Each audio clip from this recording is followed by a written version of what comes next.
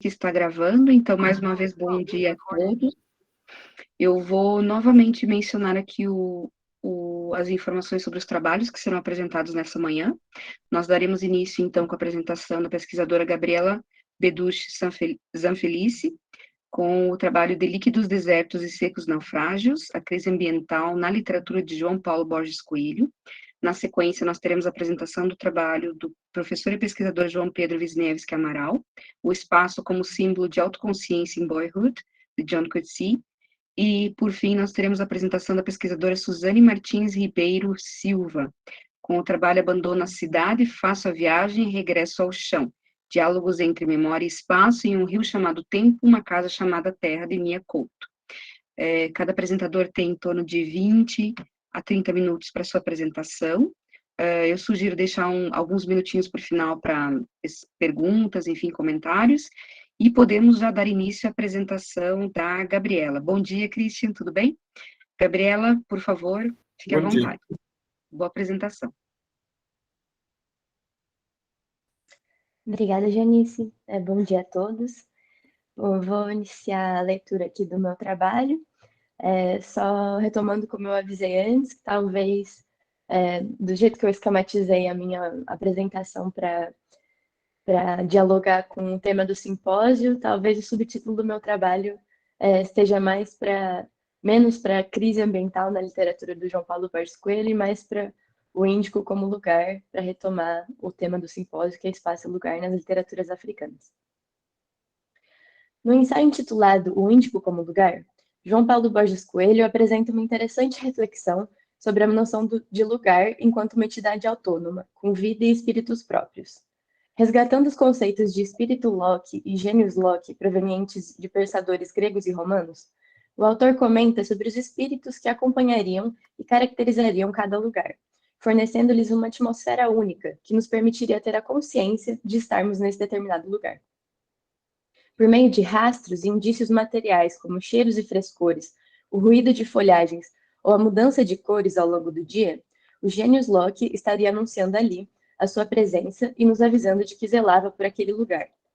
Correspondendo remotamente ao anjo da guarda cristão e ao gênios teorizado por Agamben, ambos remetendo a uma espécie de espírito que acompanha cada ser humano, o espírito dos lugares, para João Paulo Borges Coelho, seria aquilo que se mantém mesmo com o passar do tempo, isso é, a forma através da qual os lugares resistem e mantêm sua especificidade, apesar de inúmeras perturbações ou escrutínios humanos.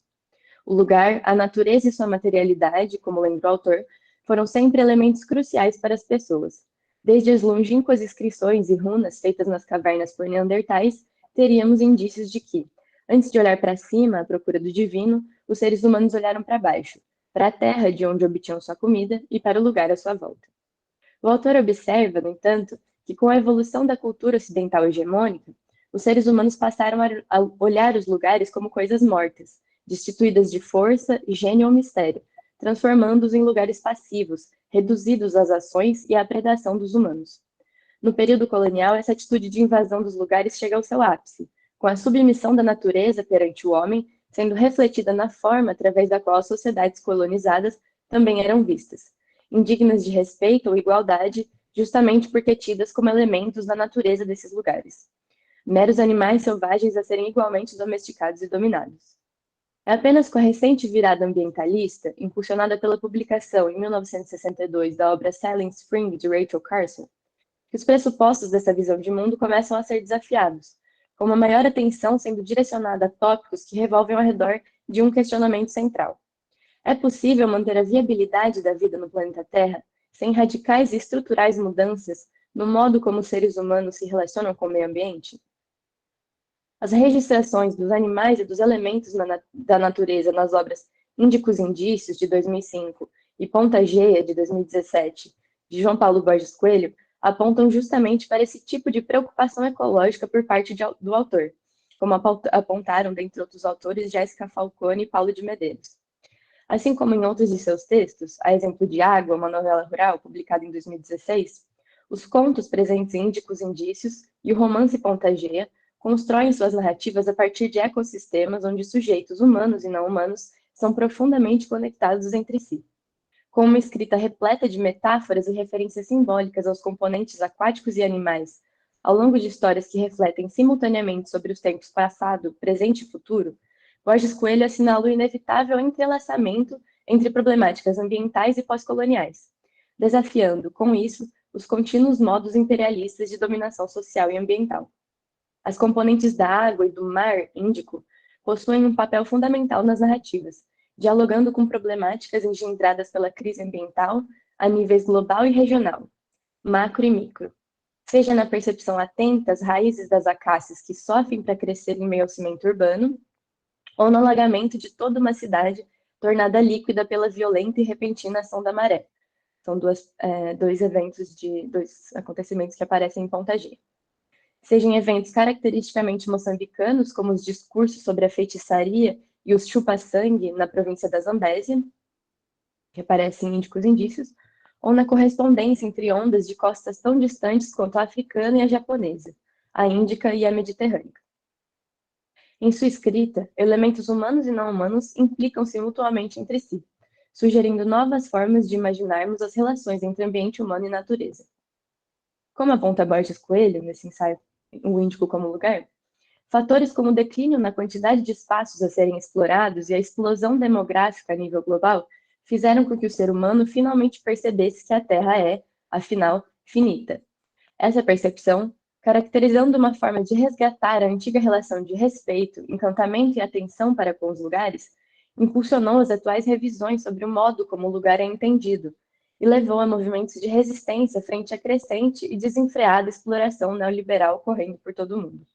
Nessa reelaboração de conceitos como ambiente e natureza, por exemplo, a relação entre o homem e o meio, seja ele natural ou construído, passa a ser reavaliada, levando-se em consideração a necessidade de preservação da natureza e de uma mudança radical de paradigmas éticos, estéticos e conceituais com os quais entender e interagir com o mundo. No âmbito de um simpósio que tem como eixo central a reflexão sobre o espaço e o lugar nas literaturas africanas, o ensaio de João Paulo Borges Coelho surge como um ponto de partida interessante para pensarmos justamente qual o papel da literatura na relação com o lugar, ou ainda, retomando um subtítulo desse texto do autor, quais os lugares da literatura. Por ser fruto da pena de um renomado historiador e pesquisador da história de Moçambique e África Austral, o projeto literário de João Paulo Borges Coelho é frequentemente lido a partir de um viés que busca enquadrá-lo numa perspectiva histórica, isso é, que busca entendê-lo como uma representação mais ou menos fiel e verdadeira dos fatos históricos ocorridos dentro das fronteiras políticas de Moçambique, por ser esse o país em que essa literatura é escrita. Mas, embora a importância do diálogo entre sua obra e a história e a contemporaneidade moçambicana seja inegável, é igualmente relevante observar o cuidado e a atenção fornecidos pela literatura de Borges Coelho para com a geografia dos lugares, como o próprio autor afirmou em entrevista a Carmen Tindó Seco ao constatar que, além da história, sente com o mesmo peso a geografia, a respiração dos lugares. Outro ponto abordado pelo autor em alguns de seus textos não ficcionais diz respeito ao caráter inventivo e imaginativo da literatura como uma característica distintiva que faz de uma escrita propriamente literária, distinguindo-a de textos documentais ou jornalísticos, por exemplo. Assim, a singularidade da relação entre a literatura e os lugares encontra-se precisamente na invenção dos lugares operada pela literatura através da linguagem. Essa invenção pode ser obtida através de inúmeras estratégias estéticas e procedimentos narrativos, mas, segundo o autor, o objetivo central se mantém sempre o mesmo, a saber, o de chegar por via da imaginação ao contato com os gênios. Só dessa maneira a literatura cria os seus lugares.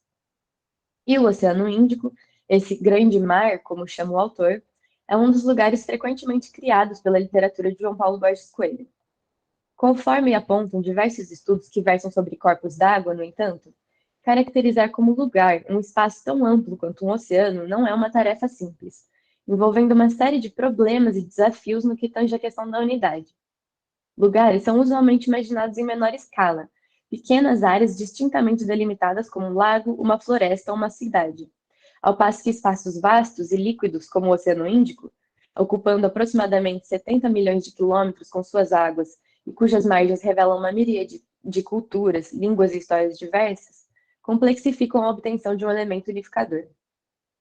Indagando-se sobre qual seriam, então, os gênios do Índico, Borges Coelho refere importantes aspectos históricos desse oceano, como as viagens de longa distância e os contatos entre civilizações árabes, persas e hindus iniciados há mais de 5.000 anos. Em Índicos, Indícios e Ponta-Geia, conexões entre Moçambique e o mundo do Oceano Índico são constantes, com objetos e personagens cujas histórias, familiares, religiosas, pessoais ou profissionais, remetem à Índia, à África do Sul, à China, à Austrália e a outros países na costa oriental africana. O Pano Encantado, por exemplo, o primeiro conto de Setentrião, porque Índicos Indícios são divididos entre 2 volumes, né? Não sei se eu referi isso antes, mas são Índicos Indícios 1, Setentrião, e Índicos Indícios 2, Meridião, cada um com 5 contos.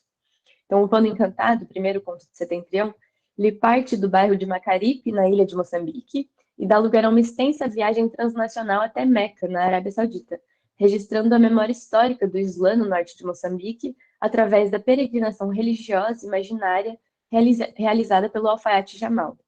Ponta-Geia, de maneira similar, evoca as populações chinesas e indianas presentes em Moçambique e o diálogo intercultural entre elas, seja através do pequeníssimo estabelecimento comercial da chinesa Yue Huangxi, situado no bairro periférico do Maquinino, com suas desorganizadas características olfativas e materiais, como os cheiros de cereais e sândalo, rolos de tecido barato, latas de petróleo, velas, bolachas e bijuterias, seja pelo universo ao redor da indiana Dona Carol, cujos sares, o bindi e o livro escrito em Urdu são todos indicativos da dimensão material das culturas do Índico, na frase de Jéssica Falcone.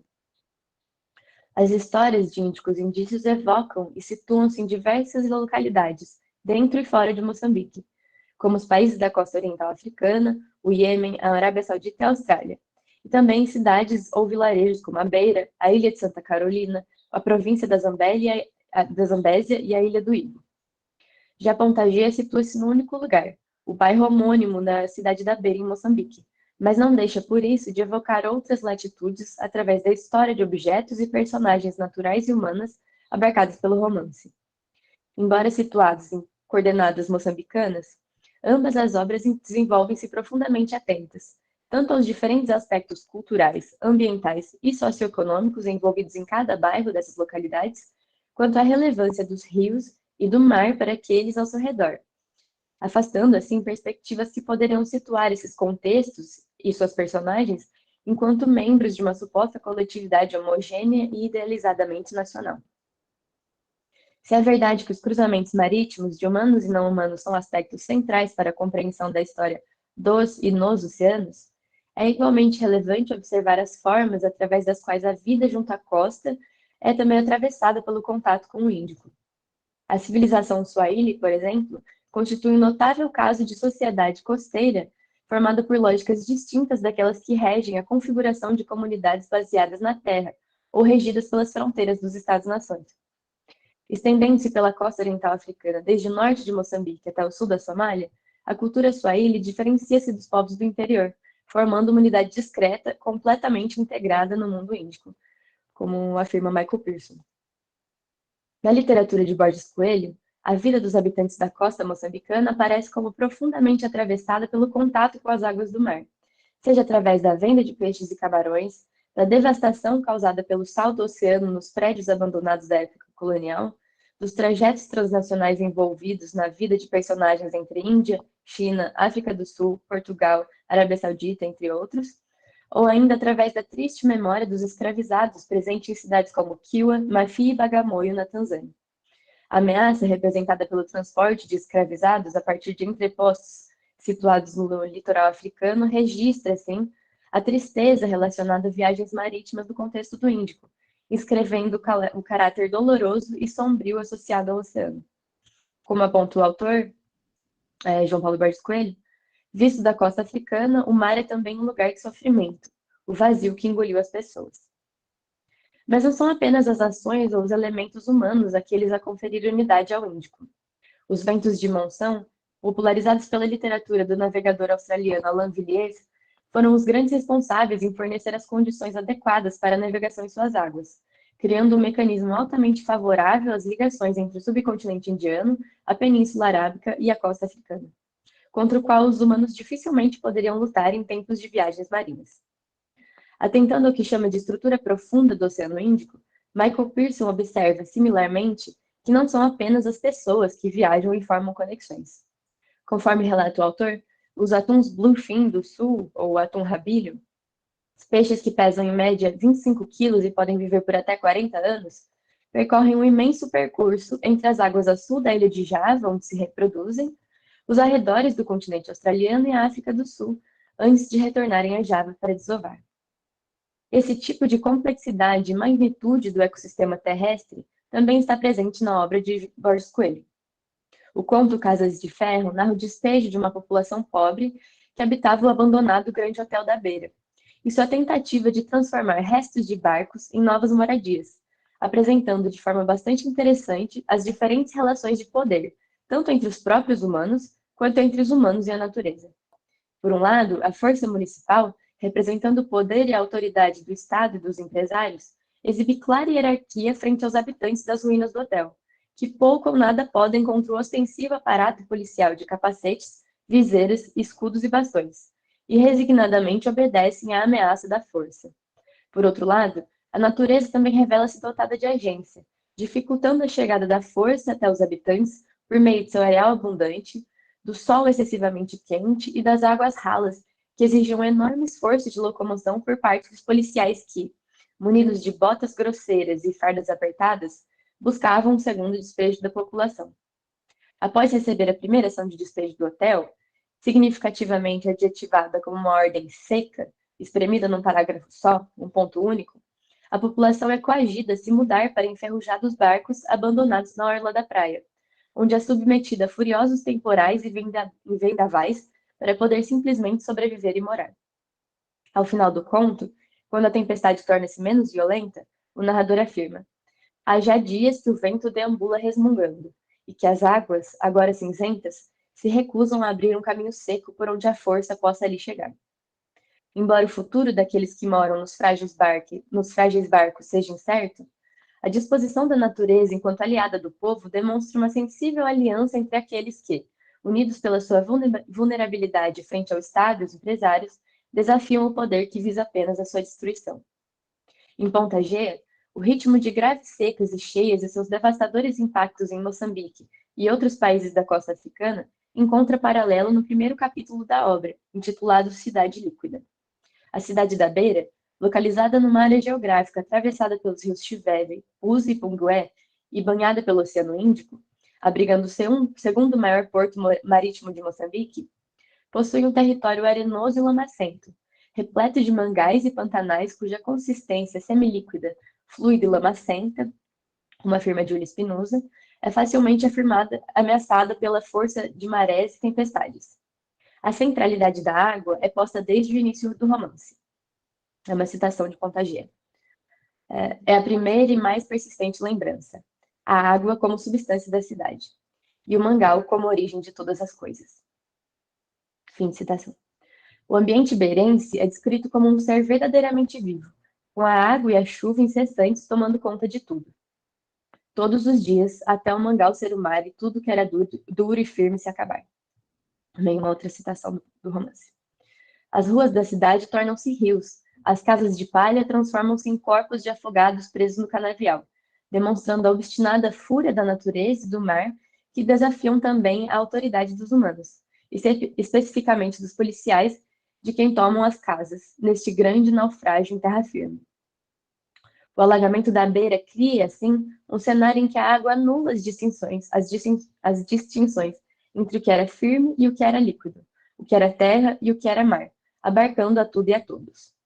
Paulo de Medeiros conclui acertadamente que, em vez de estabelecer alguma posição rígida entre natureza por um lado e humanidade por outro, ou entre natureza e algumas boas pessoas em contato com o mundo natural e outras pessoas cujo uso de tecnologias ameaçaria nosso mundo, Borges Coelho não idolatra a tradição nem rejeita a modernidade, insistindo, em vez disso, que aprendamos a ver como elas fluem uma na outra e fora uma da outra.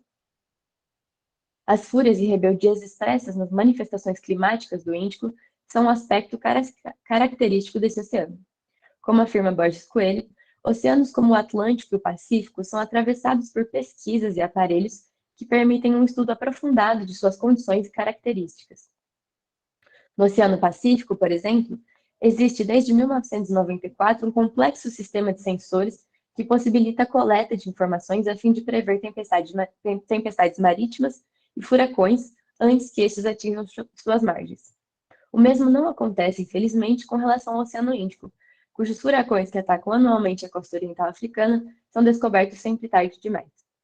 A escassez de informações relacionadas ao Oceano Índico é, aliás, uma lacuna observada com frequência em diversas disciplinas do conhecimento, como nas relações internacionais, como afirma Gupta, na história, como afirma Michael Pearson, e na literatura, como aponta Helena Brigioni, mas que vem sendo gradualmente sanado na medida em que cresce o reconhecimento do Oceano Índico enquanto uma arena estratégia do século XXI, na expressão de Robert Kaplan e Isabel Hofmeyr.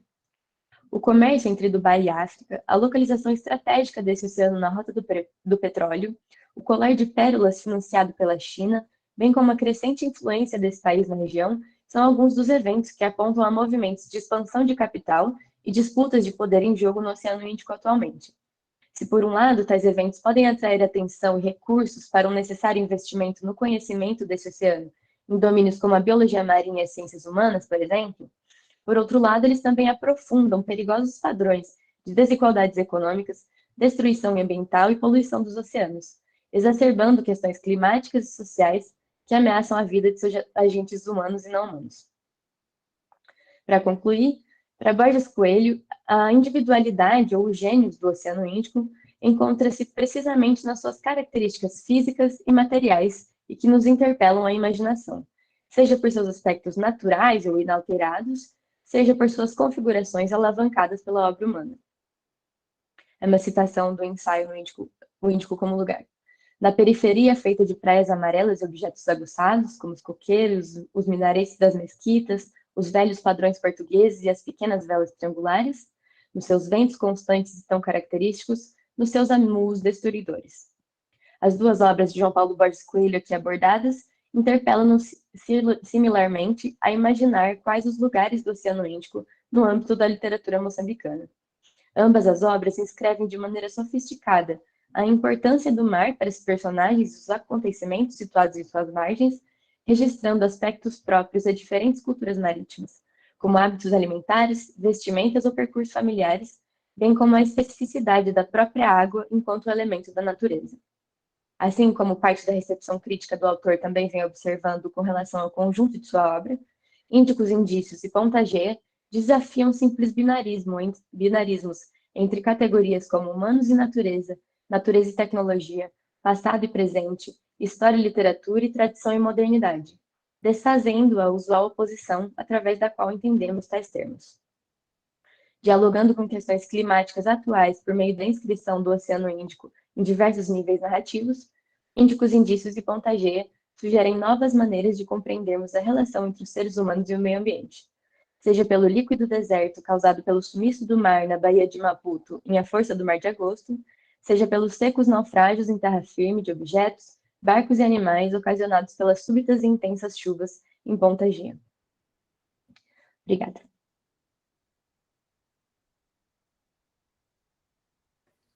Ok, muito obrigado, Gabriela. Uma ótima apresentação. Eu acho que ela é super pertinente, a tua comunicação, e, além do mais, dialoga muito com os trabalhos que foram apresentados ontem.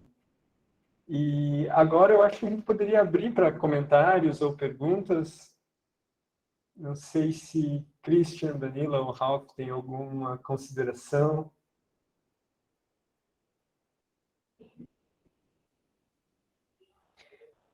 Eu achei super interessante essa relação do Índico como lugar, porque se a gente pegar uma relação metonímica, as literaturas africanas, às vezes, são tidas, né, como um amplo espaço, mas que tem as suas peculiaridades e idiosincrasias, né, da mesma forma que o autor aponta nesse ensaio, né?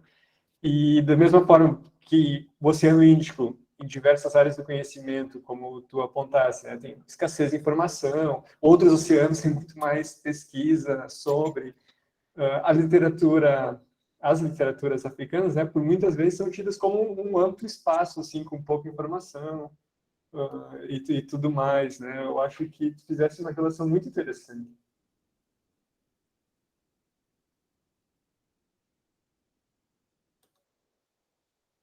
Bom dia. Bom dia, Christian. Eu estou ainda batalhando com meus problemas técnicos aqui, mas eu perdi uma pequena parte da apresentação da Gabriela, mas eu gostei muito da sua abordagem, da maneira como você tratou essa questão do Oceano Índico. Eu gostei muito dos secos naufrágios, como que é o Líquidos desertos e secos deserto líquido e naufrágios. secos naufrágios. Eu acho muito interessante. Essas expressões são suas ou são tiradas dos livros?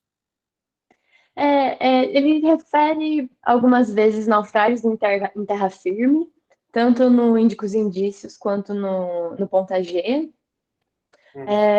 Mas até foi uma questão que depois eu teria que trabalhar um pouquinho mais, assim, líquidos desertos ele não refere nesses termos, nem secos naufrágios, mas fala de naufrágios em terra firme.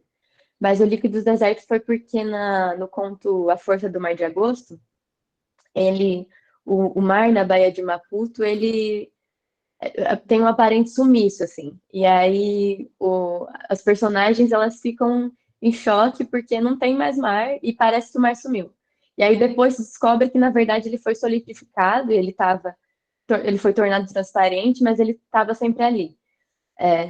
Mas daí eles chamam uma série de atores, chamam a inteligência norte-americana, a inteligência da África do Sul, todos tentando desvendar esse mistério do sumiço do mar, como se fosse um deserto que é líquido, mas também está solidificado ali. E daí é uma ideia que eu teria que trabalhar um pouquinho mais, assim. Mas de secos naufrágios também, porque ele fala várias vezes de naufrágios em terra firme, especialmente quando acontece esse tipo de descoberta de objetos nas profundezas do mar, ou quando tem, por exemplo, as enchentes e as chuvas, e aí os desertos, esses objetos, os esqueletos ou restos de barcos, eles ficam como se fossem naufragados em terra firme depois que a água ela já passou aquela fase mais, né, da enchente, das chuvas intensas, assim, depois que ela volta. Mas isso a gente vê de vez em quando no Brasil, não?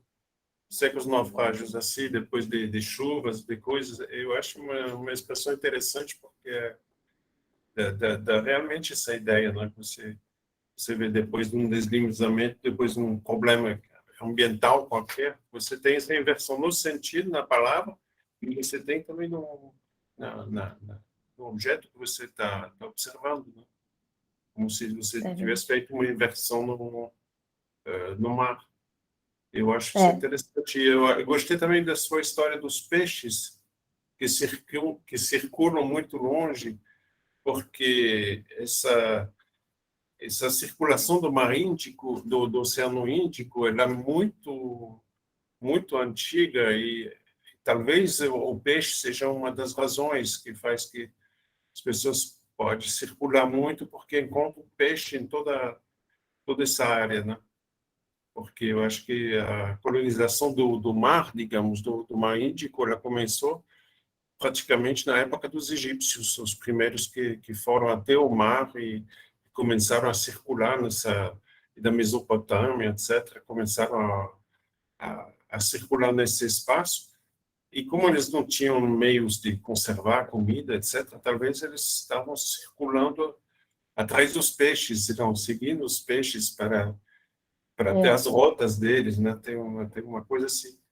E que hoje em dia, infelizmente, as mudanças climáticas, etc., fazem que você tem circuitos tradicionais, digamos, que estão desaparecendo por causa da poluição e do uso abusivo da pesca. Não sei se tem essa questão nos seus livros, mas tem áreas do planeta onde a pesca é tão importante, tão predatória, que ela destrói praticamente a vida marinha. Sim, isso aparece bastante também em Ínticos Indícios, tem algumas histórias também que ele aparece esse embate assim entre como a pesca tradicional, digamos assim, não, a pesca de menor escala, ela não afeta o meio ambiente desse jeito, mas quando começa com a motorização dos barcos, com incentivos dos estados e dos brancos, né, na época da colonização, assim, daquela pesca mais predatória mesmo e mais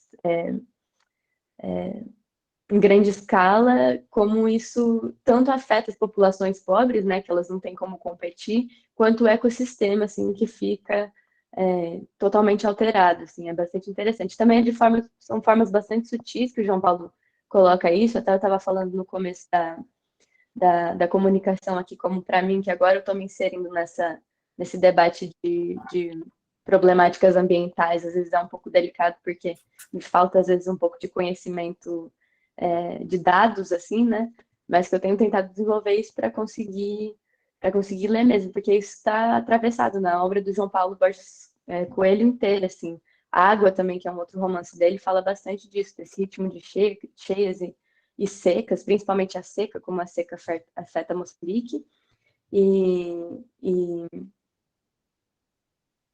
e de forma geral, assim, em Ponta G, né, que daí é o oposto, que é a enchente, né, o mar tomando conta de tudo. Ele até fala como é como se tudo sempre fosse mar. E aí essa ausência de fronteiras entre a terra e o mar, o que era firme, o que era líquido, realmente avançando uma reflexão bastante interessante para a gente pensar, né, através desfazer esses binarismos que a gente usa para entender geralmente as coisas assim, e não de uma forma, por exemplo, abraçando que nem o Paulo de Medeiros coloca, idolatrando a tradição e rejeitando a modernidade, mas simplesmente tentando entender, né, como essas forças da natureza e dos humanos elas interagem no meio ambiente, assim, eu acho bastante interessante. Sim, e até essas tuas expressões, né, líquidos, desertos e secos, naufrágio, de certa forma, rompe com esse binarismo, né? É verdade. Você tem algum... Eu não sei, tem uma parte talvez que eu perdi, porque eu estava com a conexão baixa, e você falou em um determinado momento de duas obras dele. Poderia me passar os títulos, porque eu não consegui registrar. Poderia. A primeira é Índicos Indícios, de 2005, que são 2 volumes de contos. Em Moçambique eles foram publicados como um volume só, mas acho que pela edição de Portugal foram divididos em dois, que é Índicos Indícios 1, Setentrião, que diz respeito, que eles são separados geograficamente, assim, mas entre norte e sul de Moçambique, mas acaba sendo setentrião sobre quase toda a parte de Moçambique, e Meridião, que é o volume 2, né, Ínticos Indícios 2, Meridião, sobre o sul, mas acaba que se concentra ao redor de Maputo, assim. Não é tanto uma divisão que se separa pelo Rio Zambeze, assim, é mais... Mas eu tenho uma edição em Portugal, não tem no Brasil. Não tem no Brasil, não foi publicado ainda. E o outro é Ponta G, de 2017. Ponta G é um bairro, né? Não sei se também você pegou essa parte da apresentação, mas é um bairro na cidade da Beira, em Moçambique. E esse tem e-book naquela grande empresa, que eu não vou falar o nome aqui para deixar registrado, mas uma grande empresa. Tá bom, obrigado. Que muito bom, muito obrigado, Gabriela, pela apresentação. Obrigada pelos comentários, pelo diálogo. Certinho. Agora, no caso, teríamos Suzane e eu para apresentar. Acho que como a Suzane não está, acho que só vou apresentar eu como a comunicação final aqui do nosso simpósio. Eu preparei uns slides para minha apresentação. Eu vou compartilhar aqui a tela com vocês, um minutinho.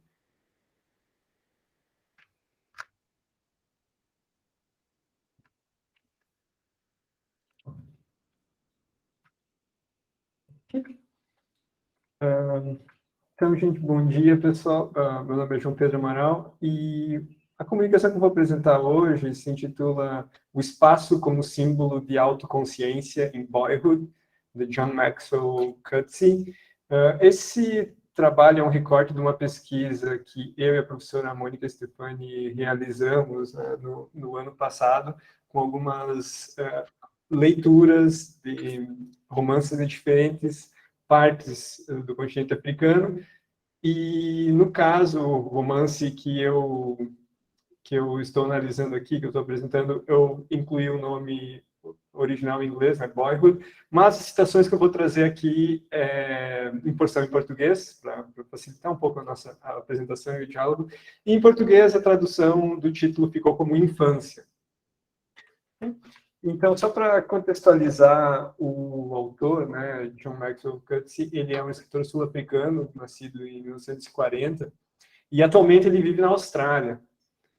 Ele foi um tempo professor do Departamento de Letras nos Estados Unidos, e lá que ele iniciou a escrita do seu primeiro romance.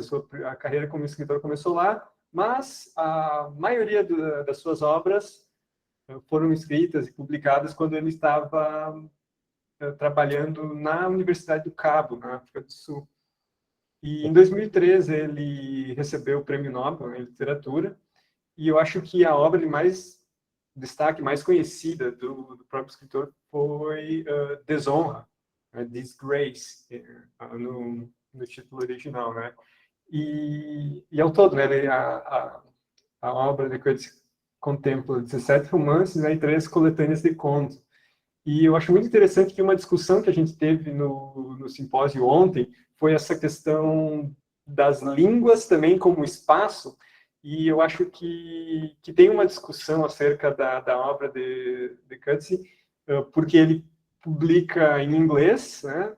E muitos dos críticos dizem que, pelo estilo, ele se torna um escritor muito mais europeu do que sul-africano, e agora as últimas publicações deles foram em espanhol, que também não tem muito a ver com o estilo britânico, digamos assim, que alguns escritores assemelham à escrita de Coetzee, e muito menos da África do Sul. Mas, e contextualizando agora o próprio romance, né, Infância é o primeiro volume de uma trilogia chamada Scenes from Provincial Life, Cenas na Vida da Província.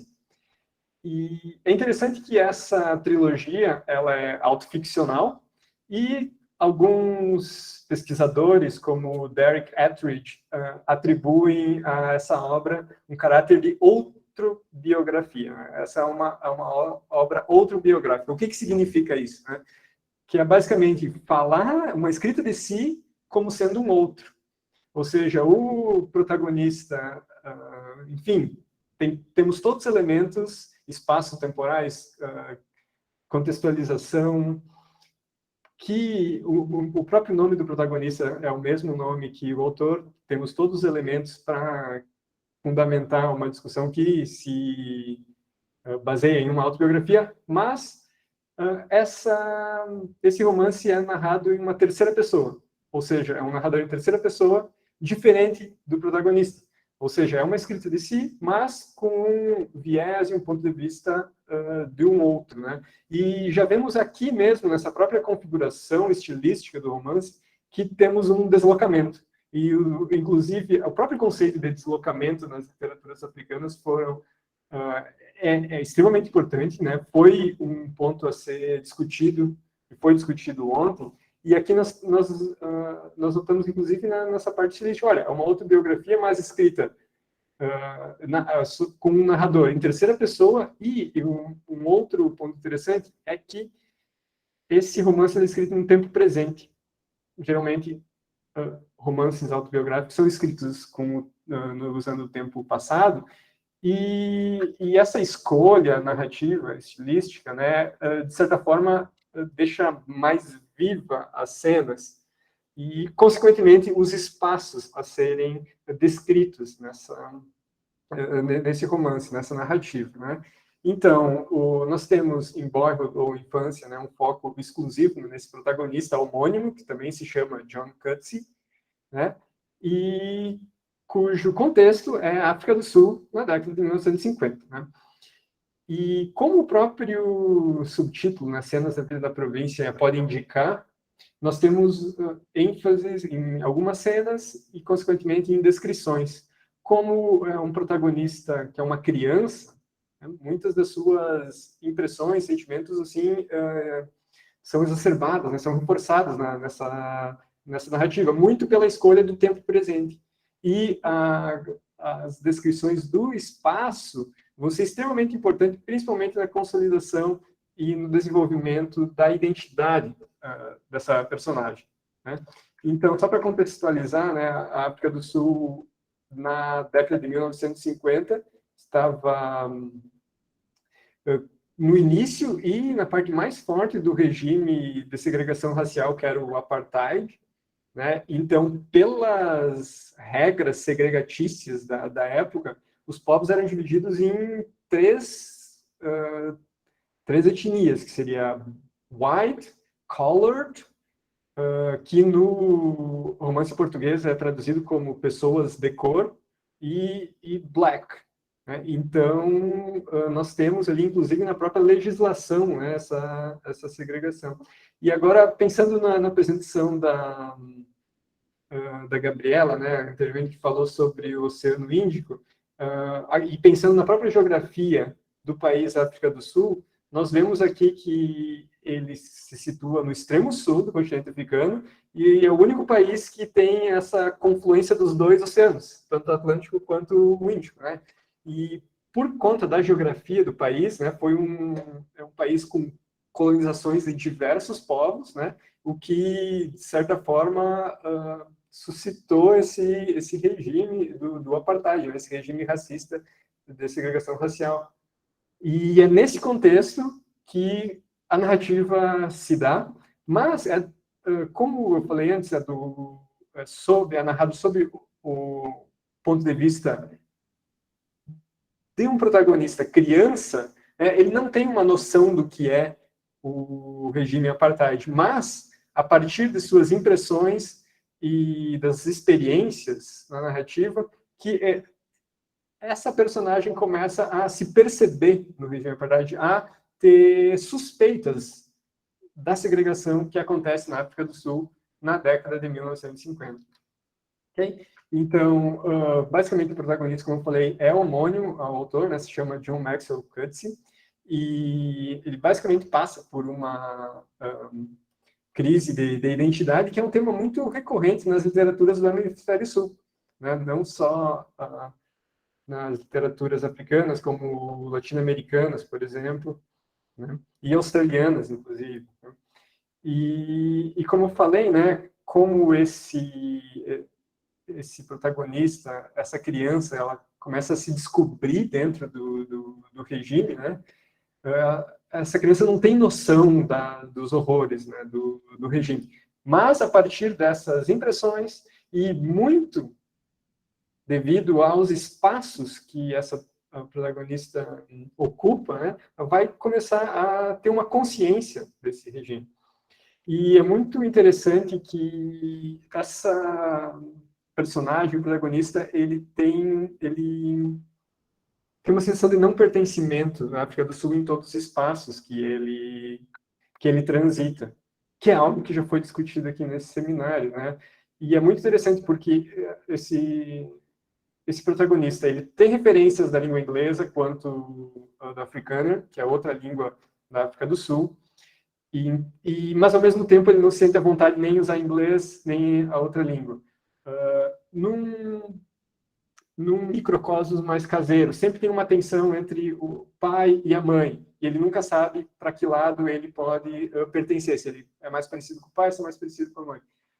Há um choque cultural quando ele vê pessoas colored people, como diz no livro, né? Porque ele é um protagonista branco, mas tem suspeitas desse regime quando ele vê pessoas colored ou black.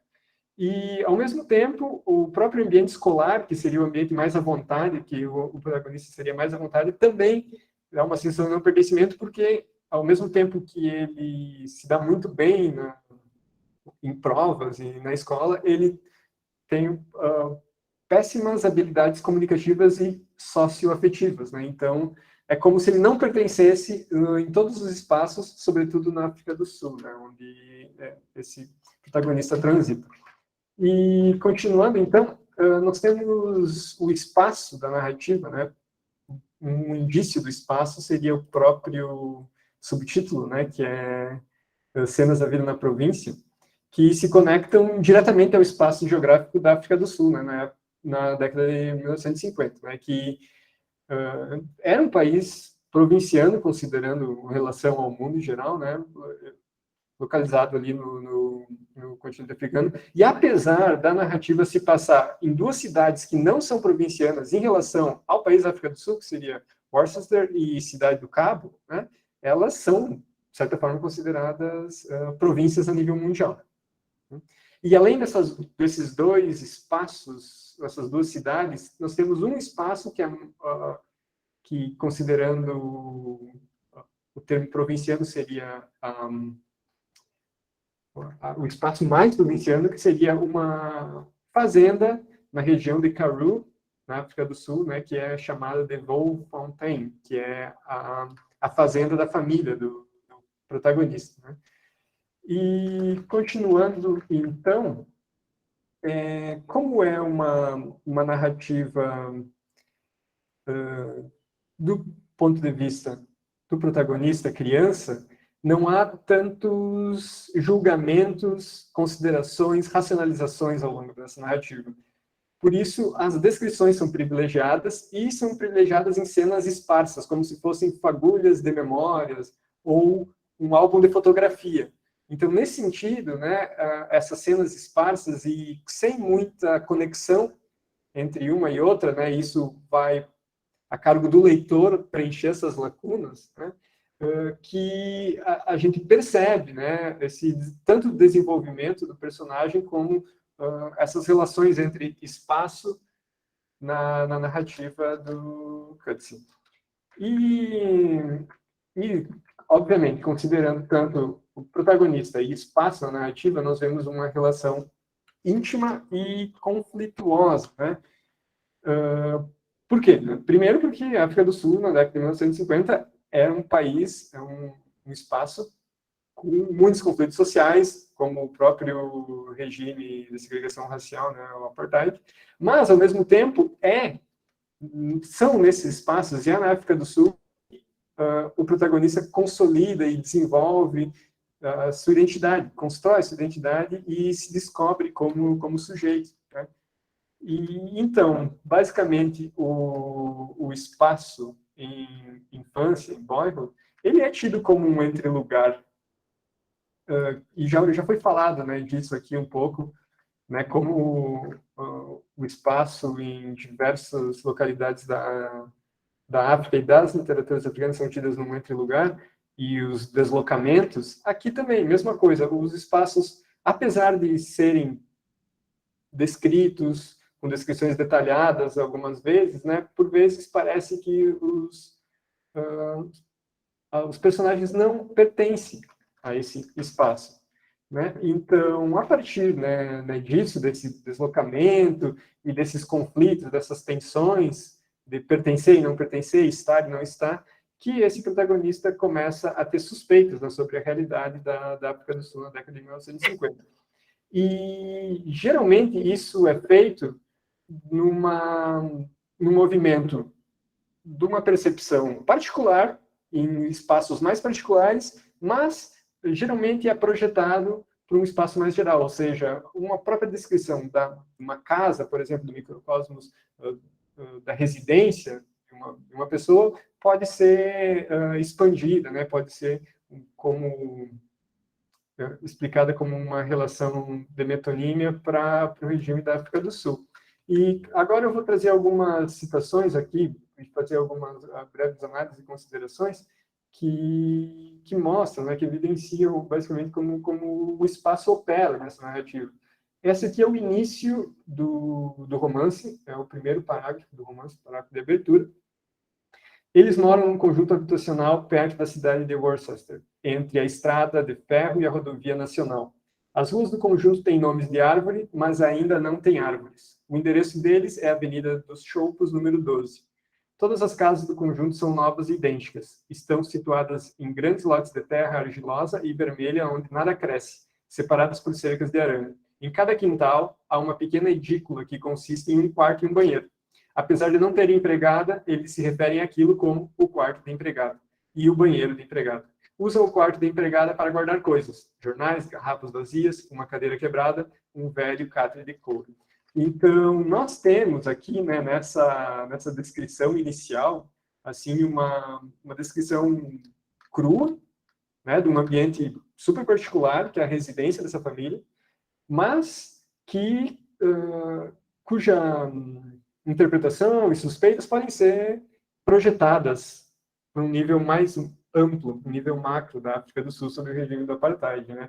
Que é basicamente um ambiente árido, hostil e pouco humano, e pouco natural, como a gente pode ver. A própria rua, né? A rua tem nome de árvore, mas não tem árvores, ou seja, cadê a vida aí, né? Apesar de ter o nome de árvores.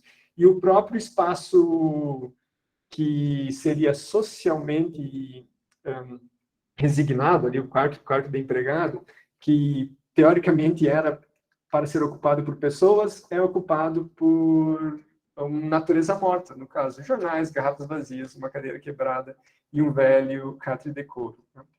Então, é a partir de várias descrições do espaço que, sobretudo, o protagonista começa a ter algumas dimensões e percepções acerca tanto da própria identidade quanto do espaço África do Sul como um todo, quanto do regime e relações sociais. Né? Essa simbologia, né, ela é feita de uma forma simples, direta, como se fosse uma lógica infantil, né?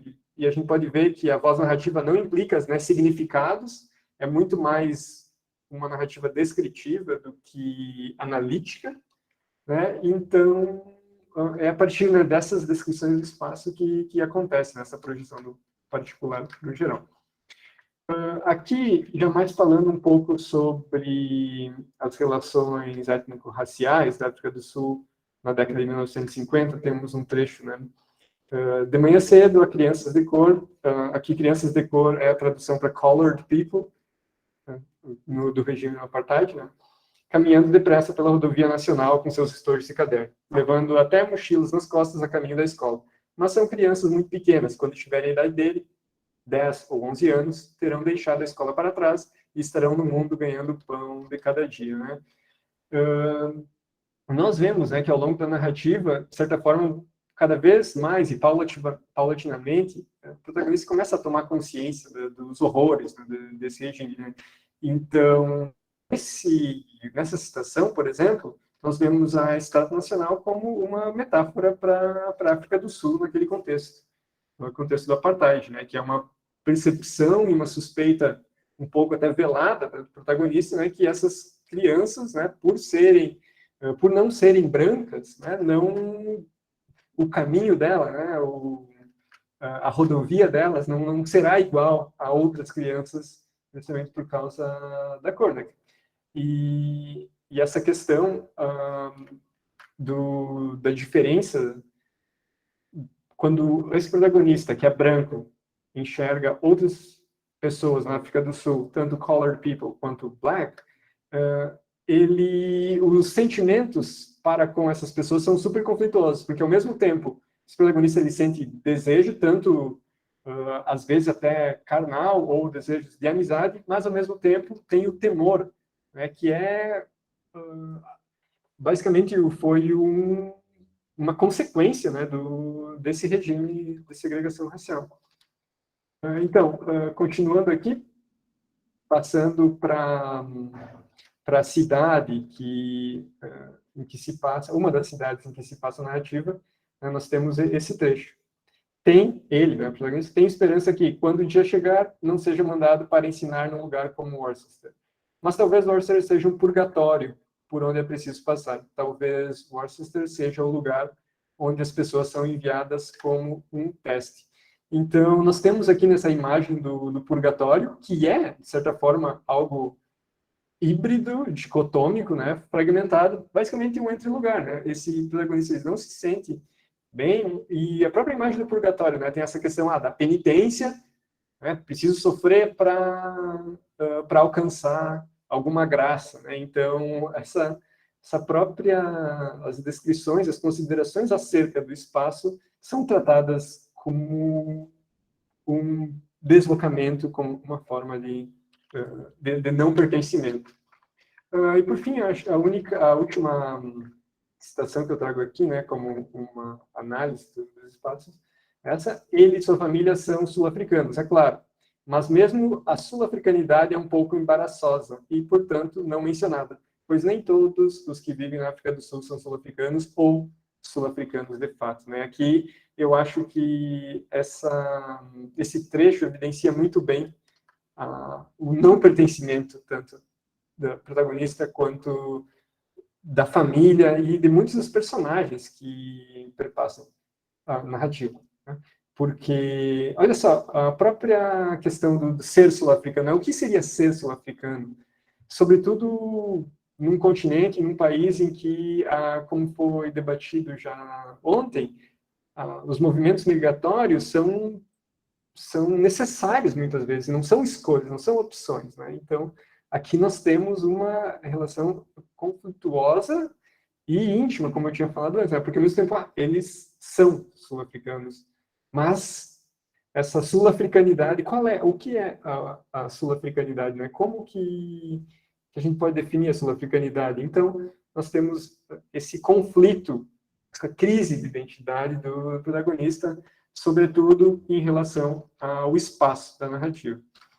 Então, só algumas considerações finais, né, dessa leitura que eu fiz do romance, é que o espaço no romance Infância, né, em Boyhood, ele projeta alguns indícios da segregação, são a partir de descrições do espaço e das ocupações dos espaços, sobretudo espaços particulares, que a personagem principal começa a suspeitar desse regime, apesar de nunca ser mencionado na narrativa apartheid per se, há suspeitas a partir dessas descrições do espaço. E os espaços também funcionam, de certa forma, como uma formação tanto pessoal quanto social do protagonista. São a partir da ocupação e da descrição do espaço que o protagonista se forma, né, como uma pessoa. Então, nesse sentido, a narrativa pode ser lida como um romance de formação, sobretudo a partir do espaço, né? As formações, as construções, o desenvolvimento dessa personagem se dá perpassando por diversos espaços na África do Sul em 1950, na década de 1950, né? E, consequentemente, uma construção da identidade ou das identidades desse protagonista. E nós vimos, né, que esse espaço, ele de certa forma dicotômico, porque ao mesmo tempo o protagonista ele quer fazer parte desse espaço, ele está nesse espaço, mas ele nunca se sente presente, ele nunca está nesse espaço por completo. Parece que a sensação de deslocamento muito comum nas literaturas africanas aparece muito em evidência aqui nessa narrativa. E por fim, né, o espaço se torna então um símbolo como tanto consciência, no sentido consciência social, sobretudo da África do Sul em 1950 e, consequentemente, do regime de segregação do apartheid, e quanto à autoconsciência, ou seja, a personagem refletir sobre ela mesma, sobre a própria personagem, que é muito delimitada a partir das descrições espaciais da narrativa. Então, gente, desculpe se eu passei um pouquinho do tempo, essas são as referências que eu usei, e agradeço a atenção de vocês. Muito obrigada, João, Gabriela. Vocês querem discutir alguma coisa entre vocês aqui com a gente?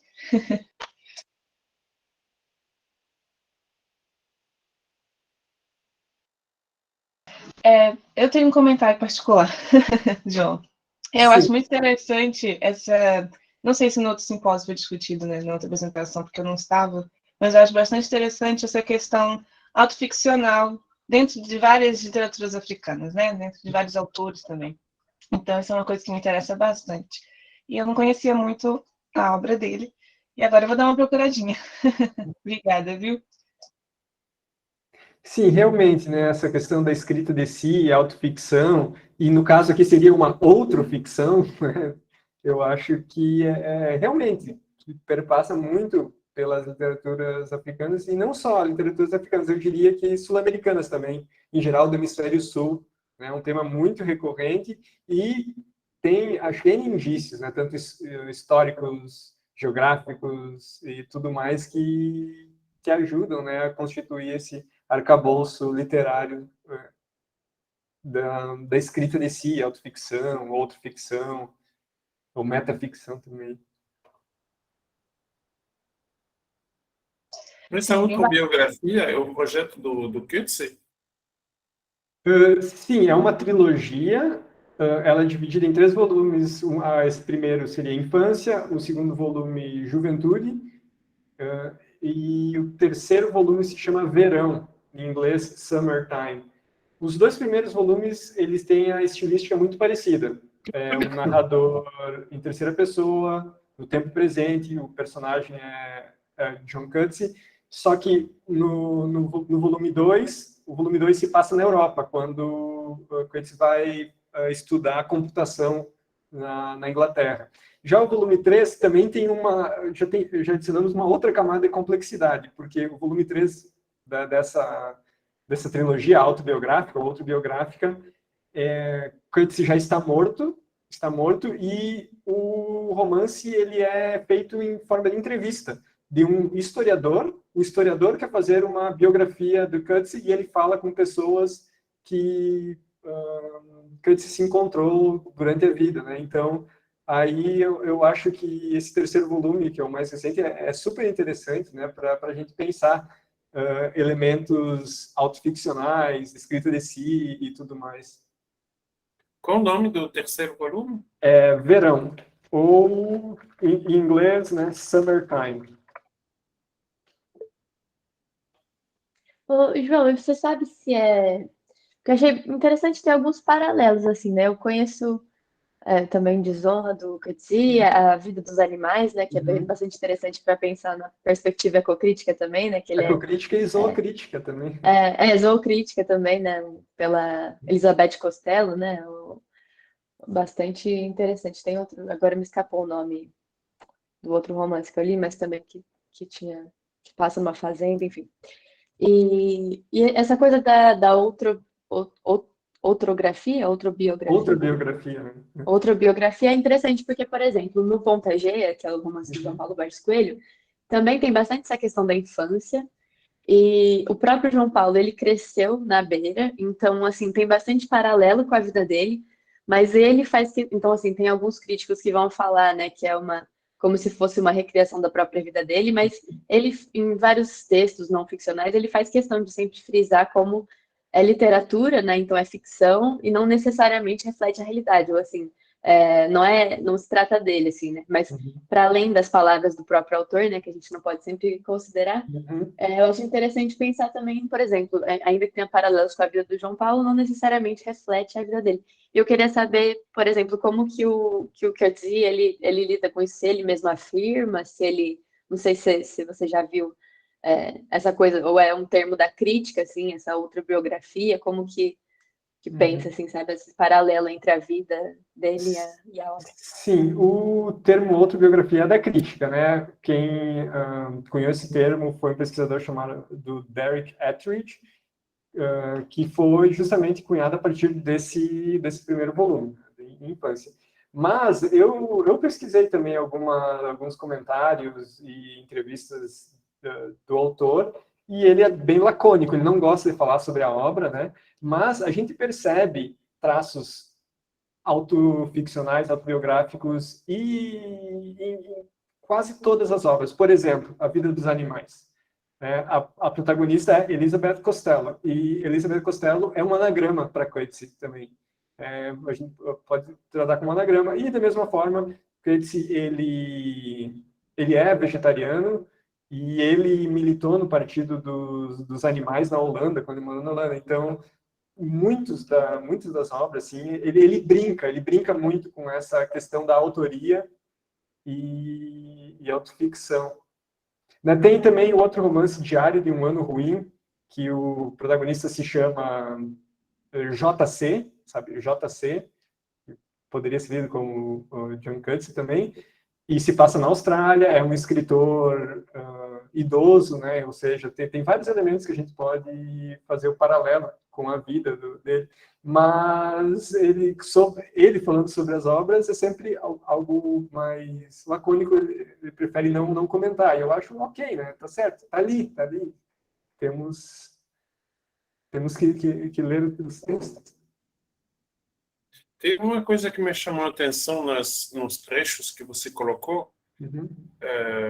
Um momento ele fala de quando tiver 10, 11 anos, não sei o quê. Então, o narrador tem menos de 10 anos naquele momento.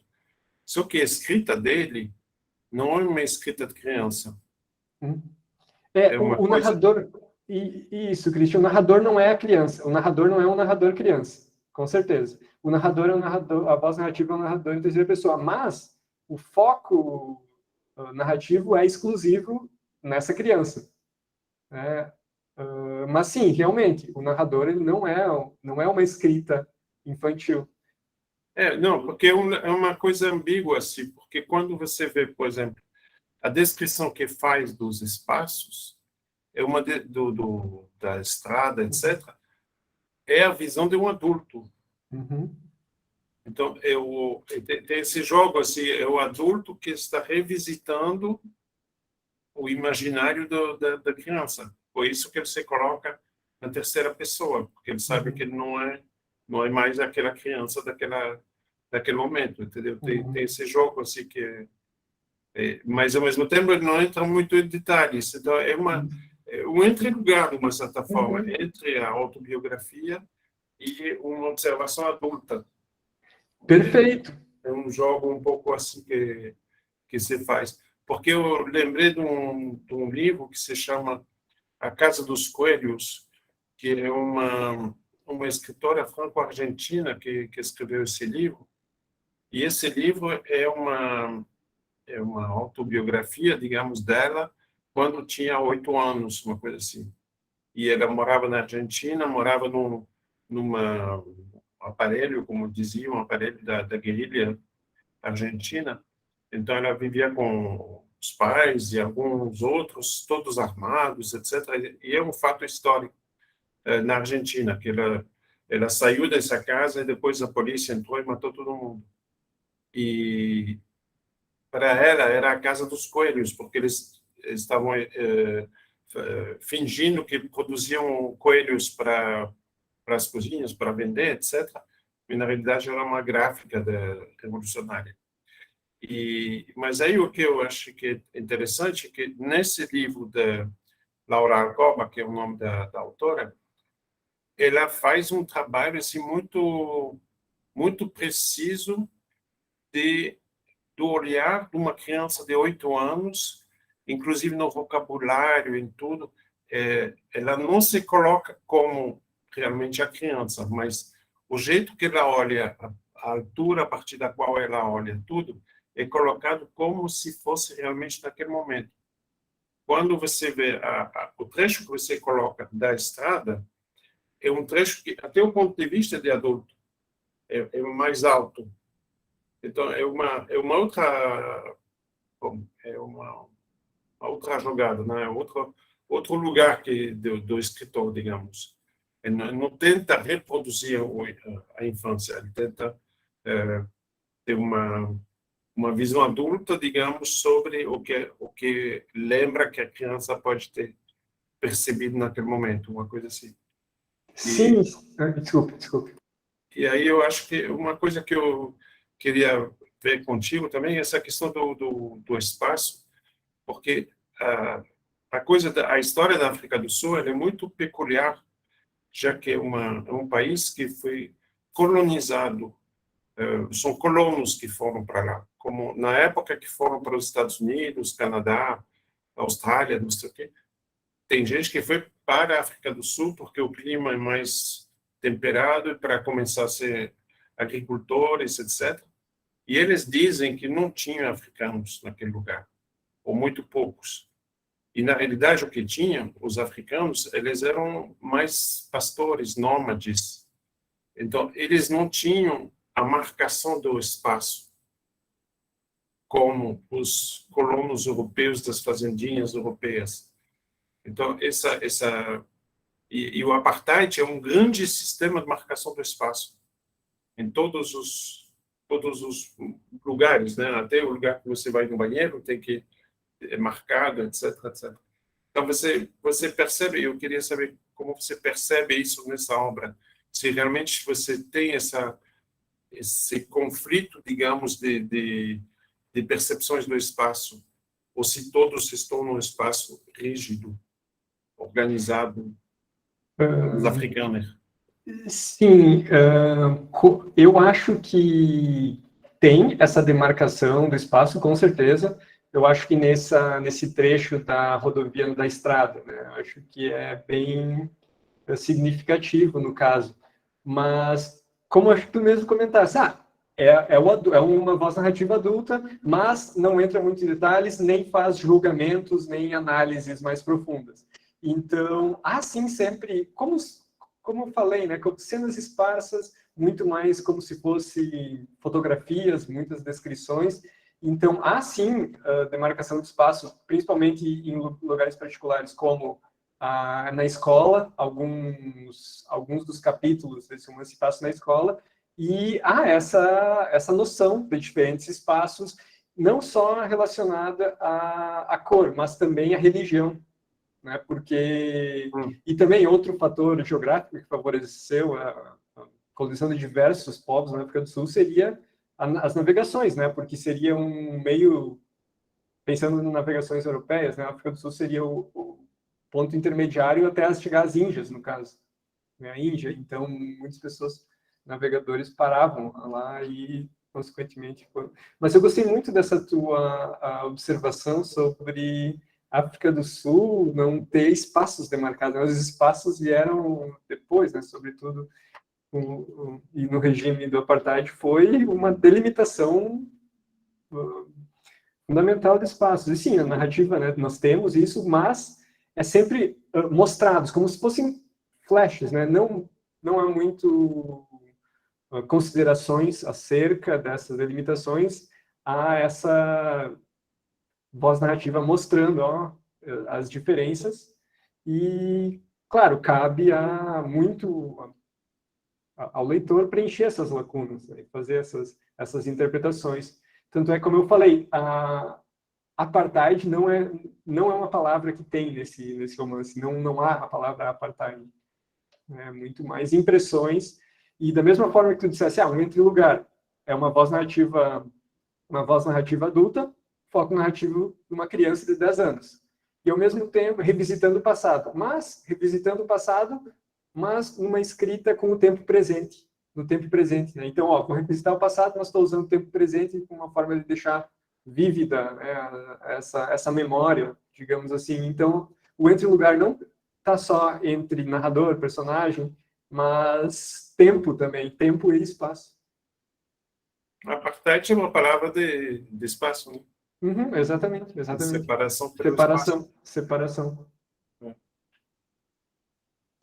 Porque Pessoal, teve uma coisa, só um detalhe, teve uns efeitos colaterais positivos, entre aspas, do apartheid, que as pessoas, por exemplo, quando estavam doentes, tinham que ser tratados, os negros eram tratados por negros, por causa do apartheid.